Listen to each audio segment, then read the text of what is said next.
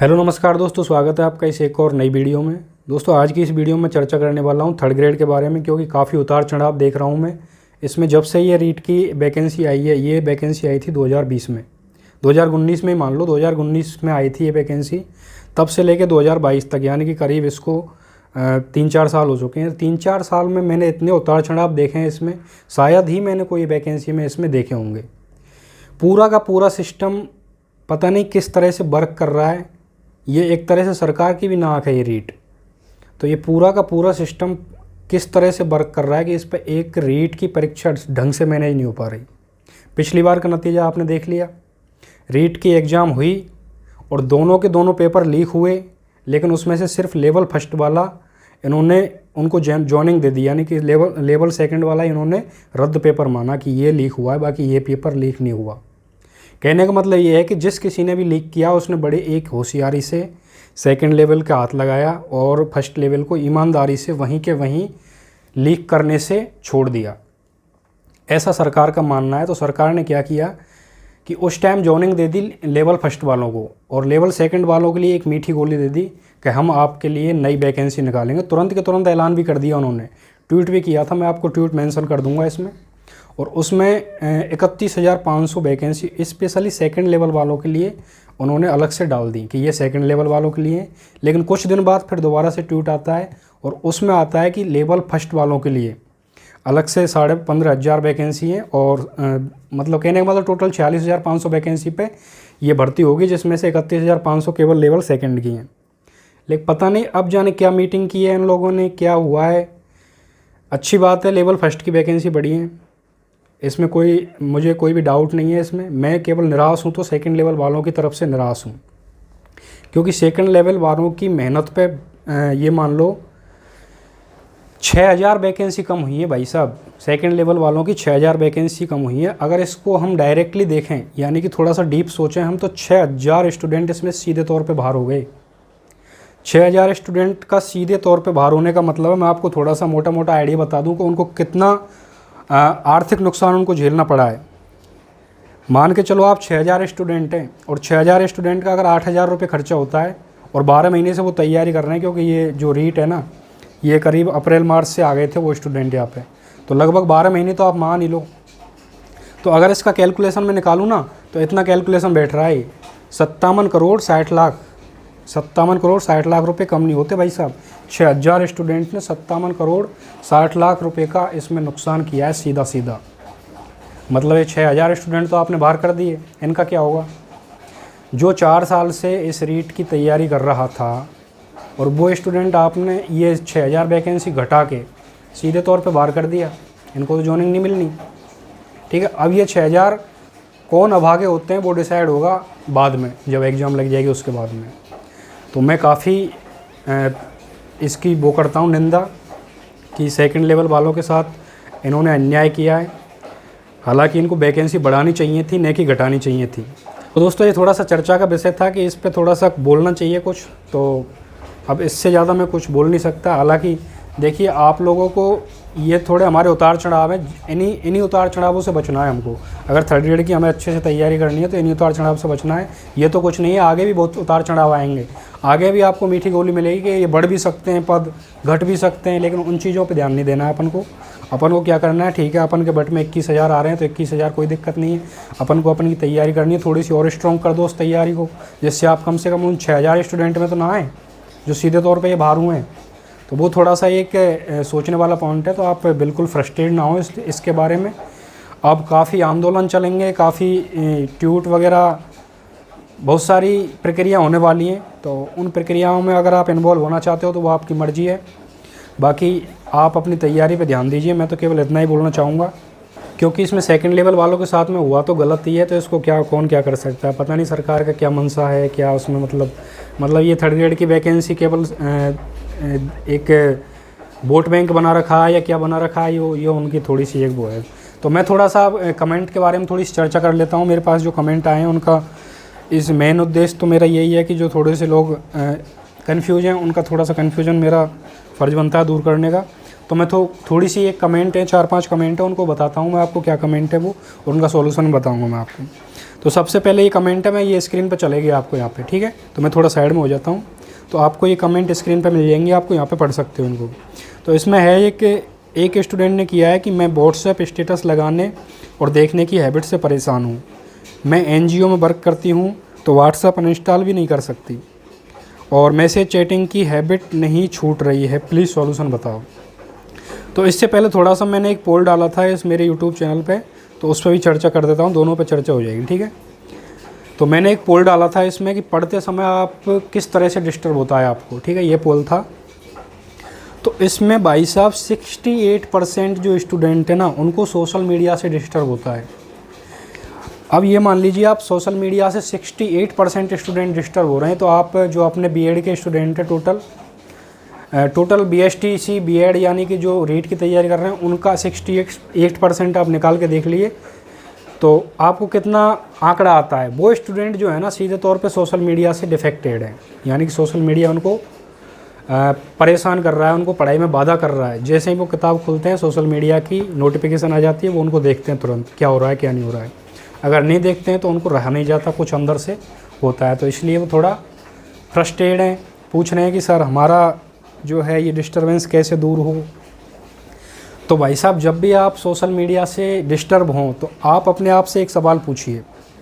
जैसे मान के चलो मेरा ये मोबाइल है, मैं पढ़ रहा हूँ अभी और मेरे पे इसमें मैसेज आया, तो उस टाइम आप सवाल कीजिए अपने आप से, या किताबें खोलें उससे पहले साइड में रख दीजिए अपने मोबाइल को और अपने आप में सोचिए कि क्या अगर मैं 4 घंटे या 5 घंटे इस सोशल मीडिया जो व्हाट्सएप है या इंस्टाग्राम है या फेसबुक है, इसको अगर मैं 4 घंटे तक नहीं देखता हूँ तो मुझे कुछ नुकसान होने वाला है या फ़ायदा होने वाला है। तो इसका जवाब आपको खुद ब खुद मिल जाएगा। अगर आपको नुकसान होने वाला है तो किताबें बंद कर दीजिए और सोशल मीडिया से अपने आप को जोड़ लीजिए, फिर कोई मतलब नहीं है आपका रीट की तैयारी करने का। अगर जवाब मिलता है कि नहीं मुझे कोई नुकसान नहीं होने वाला तो 4 घंटे के लिए सेपरेट रख दीजिए, 4 घंटे के बाद में 15 मिनट या आधा घंटा इसको दे दीजिए, आप इतने में हो जाता है आपका, ठीक है। आपको कोई इंपॉर्टेंट ऐसा मैसेज नहीं है। तो सबसे पहले आप अपने सवाल पूछिए। उससे पहले एक स्ट्रॉन्ग सवाल हो रहा है कि मैं ये रीट की तैयारी क्यों कर रहा हूँ। इस क्यों का जवाब अगर आपको मिल जाता है ना तो आप कभी भी ये सोशल मीडिया वगैरह, नींद हुई, सोशल मीडिया हुई, दोस्त हुए और भी सारे फ़ोन वगैरह हुए, बेबी सोना बाबू, इन सब से आपको डिस्टर्बेंस नहीं होने वाला, ठीक है। अगर आपको क्यों का जवाब मिल गया कि मैं रीट की तैयारी क्यों कर रहा हूँ, क्यों बड़ा स्ट्रॉन्ग है, अगर इसको आप समझ गए तो ये जो क्यों है ना ये आपको बिल्कुल सिलेक्शन दिलाएगा। चाहे वैकेंसी 25,000 हो, 31,000 हो या 20,000 हो या 5,000 हो, कोई फ़र्क नहीं पड़ने वाला। ये थोड़ा सा एक डिस्टर्बेंस करने वाला माध्यम है कि वैकेंसी कम हो गई, बाकी ऐसा कुछ नहीं है। 5-5 हज़ार वैकेंसी आती हैं, उसमें सिर्फ सिलेक्शन लेके चले जाते हैं। लेकिन थोड़ा सा डीप सोचने वाला मैटर वो था कि 6,000 स्टूडेंट बाहर हो गए, ठीक है। तो वो एक अलग मुद्दा है, उस पर मैंने पहले चर्चा कर ली। तो अब मेन चीज़ ये है कि आप सोशल मीडिया से अपने आप को इसी तरह से दूर कर सकते हो। अगर कोई काम नहीं आ रहे तो उनको अनइंस्टॉल कर दो। लेकिन ये जो स्टूडेंट बोल रहा था ना कि मैं एनजीओ से जुड़ा हुआ हूँ और मैं इसको अनइंस्टॉल भी नहीं कर सकता, ठीक है, जुड़े रहो आप। तो आप अपना एनजीओ का एक पर्टिकुलर टाइम भी तो होगा कि आप अपने एनजीओ को किस टाइम देखते हो, किस टाइम उसको टाइम देते हो। उन सब में आप अपने आप को दूर रखिए कि ये टाइम मेरे लिए, ये एनजीओ के लिए। टाइम को डिवाइड कर दीजिए, ये एनजीओ, ये मैं, ठीक है। मुझे कितना चाहिए, एनजीओ को कितना चाहिए। आपके टाइम में एनजीओ नहीं आना चाहिए और एनजीओ के टाइम में आप नहीं आना चाहिए। ये है एक मेन थोड़ा सा उसका सॉल्यूशन जिसको आप समझ सकते हो, ठीक है, फॉलो कर सकते हो। दूसरा मैं देख लेता हूँ कि सर जी एक स्टूडेंट है, यहाँ पे ही आ जाएगा आपको वो, थोड़ा सा मैं साइड में हट जाता हूँ। तो एक स्टूडेंट बोल रहा है कि सर जी उत्कर्ष कोचिंग कर रहे हैं 11 फर्स्ट के लिए और नोट्स लिखाए जाते हैं, उन्हें अच्छे से पढ़ लें तो काफ़ी है या कुछ और पढ़ने की ज़रूरत है। तो भाई साहब अगर उत्कर्ष कोचिंग कर रहे हैं जैसा कि आपने मेंशन किया है इसमें, तो उत्कर्ष कोचिंग बहुत बढ़िया कोचिंग है। आपका सारा जो मैटर है वो कोचिंग नोट्स में लिखा दिए जाते हैं, तो आप उनको पढ़िए। अगर आप उनको पढ़ लेते हो और आपको लगता है कि यार मैं और क्या पढ़ूँ, ये तो मेरे को याद हो गया, तो आप ऑब्जेक्टिव टाइप कोई भी बुकलेट ले आइए, कोई भी किताब ले आइए, उनको निकालिए और अपने आप का आकलन कीजिए कि जो मैंने पढ़ा है उसमें से मुझे कितना आता है और कितना नहीं आता है। अगर आपको लगता है कि मुझे 30% या 20% अगर नहीं आता है तो उसके लिए कोई पर्टिकुलर एक बुक ले लीजिए या कहीं और दूसरे तरीके से उसको पढ़ लीजिए, वो एक तरीका है। तो कोई दिक्कत नहीं है, आप बहुत बढ़िया पढ़ रहे हो। ये बाद में आकलन करना, आप जब आपका कोर्स अच्छे से कवर हो जाए, अच्छे से आप उसको पढ़ लें। ये नहीं कि अभी से ही कोई बुकलेट ले आए, अभी से कोई ऑब्जेक्टिव वगैरह निकालने लग जाएँ। दूसरा सवाल है, सर जी आप कहाँ से हो? तो भाई साहब मैं हूँ करौली डिस्ट्रिक्ट से, जो भरतपुर संभाग में आता है, राजस्थान से ही हूँ। तीसरा जो कमेंट है वो है, सर मैंने मुकेश पंचोली सर की बुक परचेज किया है लेवल फर्स्ट के लिए, सर बुक सही है क्या? रिप्लाई दीजिए। सर मैं यूपी से हूँ। भाई साहब आप यूपी से हो चाहे हरियाणा से हो, बुक तो बुक ही है। आप अगर थर्ड ग्रेड की तैयारी कर रहे हो तो सेम वही सिलेबस पढ़ना पड़ेगा, चाहे वो हरियाणा वाला हो चाहे यूपी वाला हो। हाँ ये एक अलग बात है कि हरियाणा या यूपी से है कोई, तो उनको थोड़ा सा राजस्थान जीके में पढ़ने में थोड़ी सी परेशानी हो सकती है, लेकिन अगर आपको नौकरी चाहिए तो परेशानी तो उठानी पड़ेगी। तो अगर आप मुकेश पंचोली सर की कोई बुक पढ़ रहे हैं तो बहुत बढ़िया है, वो भी एक थर्ड ग्रेड के स्टैंडर्ड पे बेस्ड बुक है, तो आप उसको ले सकते हो, बिल्कुल कोई दिक्कत नहीं है लेने में। ठीक है सर, बहुत बढ़िया सिलेक्शन है आपका। और ये बुक मेरे पास ही पड़ी है तो मैं इसका रिव्यू कर दूंगा आपको कल, अगर आप चाहो तो कमेंट कर सकते हो, अदरवाइज कोई ज़रूरत नहीं है, क्योंकि मैं रिव्यू में कम विश्वास करता हूँ। मेरे पास में काफ़ी बुक पड़ी हुई है, दीनदयाल की भी पड़ी हुई है, मुकेश पंचोली की भी पड़ी हुई है। ठीक है, तो वो मैं तभी रिव्यू करूँगा जब आपको लगता है कि हाँ मेरे को चाहिए, क्योंकि फिर फालतू के कमेंट आते हैं कि आप प्रमोशन कर रहे हो, रिव्यू कर रहे हो। तो वही चीज़ मैं बता दूँ आपको कि प्रमोशन लायक मेरा चैनल हुआ नहीं है, और चाहकर भी मैं प्रमोशन नहीं करूँगा। फिर एक कमेंट है कि भैया प्लीज़ ये बताओ कि लक्ष्य की गाइड खूब बड़ी है, मतलब मोटी गाइड है, उसमें से क्या पढूं? मैं एक हाउस वाइफ हूँ और घर का काम पढ़ाई दोनों कैसे एडजस्ट करूं? कोई हेल्प नहीं करता काम में। स्टडी के लिए बेटी को गांव में छोड़ा, 2 साल की है अभी वो। प्लीज़ आई रिक्वेस्ट यू, मुझे बताओ कि मैं लक्ष्य की बुक कैसे पढूं? सर इसका दर्द मैं समझ सकता हूँ, आप भी लोग समझ सकते हो कि इसने अपनी बेटी को, जो 2 साल की बेटी है, उसको अपने गांव में छोड़ा हुआ है, यानी अपने मायके में छोड़ा हुआ है, और ये पढ़ाई के लिए थोड़ा सा व्याकुल है, हाउस वाइफ है। और काफ़ी सारे स्टूडेंट हैं ऐसे जो हाउस वाइफ हैं या और किसी चीज़ में इन्वॉल्व में, वो घर से रह के पढ़ाई कर सकते हैं, लेकिन उनकी पढ़ाई थोड़ी सी डिस्टर्ब हो रही है क्योंकि वो अपने आप को मैनेज नहीं कर पा रहे टाइम। तो भाई साहब मैं आपको एक ही बात कहना चाहूँगा कि जब आपकी नौकरी लग जाती है, मान के चलो आप टीचर बन जाते हो, तो आप कैसे टाइम निकालोगे?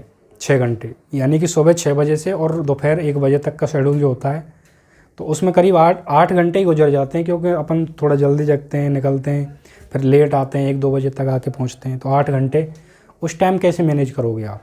वो सवाल का जवाब मुझे दे दो। अगर वो दे देते हो ना आप, तो आपका सवाल का जवाब ये एज इट इज आपको अपने आप मिल जाएगा। अगर आप 6 घंटे वहाँ निकाल सकते हो तो अभी से आप 6 घंटे निकालिए, क्योंकि वो आपको जब मिल जाएगी ना तब निकालोगे, और ये आपको उसको मिलने के लिए निकालने पड़ेंगे। तो इन दोनों में बहुत बड़ा फ़र्क है। तो सबसे पहले तो आपको 8 घंटे मैनेज करने पड़ेंगे। अगर आप हाउस वाइफ हैं तो अपने हस्बैंड से, अपनी सास से बोल दीजिए कि मुझे वैकेंसी चाहिए। आपको चाहिए क्या है वैकेंसी? मतलब आपको कुछ फ़ायदा होने वाला है इसमें, आपको भी तो फ़ायदा होगा, आपके हस्बैंड को भी आर्थिक स्थिति का थोड़ा सा बेनिफिट मिलेगा। आप ही कन्विंस कर सकते हो उसके लिए। आपको तो केवल 6, 7, 8 घंटे निकालने हैं अपनी पढ़ाई के लिए। ठीक है। एक कमेंट है, भैया मेरे रीट में 2021 में 131 नंबर और रीट 2022 में 129 नंबर है, सेल्फ स्टडी कर रही हूँ, बट 6 फरवरी को भाई की शादी है तो स्टडी मैनेज नहीं हो पा रही है, कैसे करूँ? अगर शादी 4 फरवरी को या 5 फरवरी को होती तो आपका ये सवाल लाजमी था, लेकिन चूँकि शादी आपकी जो भाई की है 6 फरवरी को है, तो 5 फरवरी को अपनी एग्ज़ाम ख़त्म हो जाएगी थर्ड ग्रेड की, लेवल फर्स्ट की और लेवल सेकंड की भी। ठीक है, तो उसमें कोई दिक्कत वाली बात नहीं है।